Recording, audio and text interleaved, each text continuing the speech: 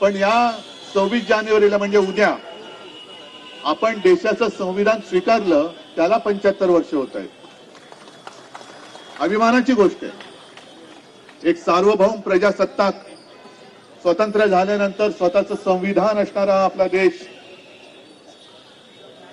आणि एकूणच जी काही यांची मस्ती पाहिली सत्ताधाऱ्यांची, तर ज्यांनी संविधान लिहिलं, ज्या आपल्या महामानवाने आपल्याला संविधान दिलं, त्यांच्याबद्दल सुद्धा आंबेडकर आंबेडकर आंबेडकर आंबेडकर फॅशन वगैरे आहेत. अरे तुमच्यासाठी फॅशन वाटते, दाखवतो तुम्हाला ही फॅशन काय आहे. ती फॅशन काय ती दाखवतो.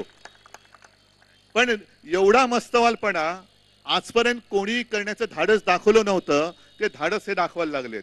आणि म्हणून त्यांना त्यांची जागा ती दाखवून देण्याचं काम ज्या महामानवानी महाराष्ट्राच्या सुपुत्रांनी या देशाला संविधान दिलं, त्या महाराष्ट्राचं एक कर्तव्य आहे की आपल्या या महामानवाचा म्हणजे डॉक्टर बाबासाहेब आंबेडकरांचा आणि संविधानाचा अपमान करणाऱ्यांना त्यांची जागा दाखवून दिलीच पाहिजे. ते कर्तव्य यावेळेला आपल्याला भगवा हातात घेऊन करावंच लागेल.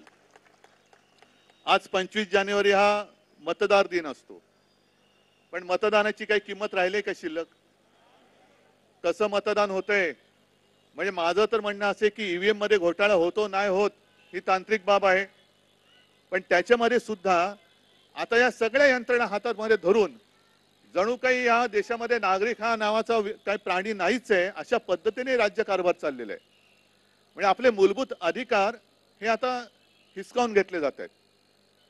गेल्या वर्षी जी लोकसभेची निवडणूक झाली त्याच्यात तर यांनी असं सांगितलं होतं, म्हणजे भाजपवाल्यांनी, की आम्हाला 400 पार जागा पाहिजेत कारण संविधान बदलायचंय. सुदैव असं की आपण सर्वांनी महाराष्ट्राने हे स्वप्न पूर्ण नाही होऊ दिलं.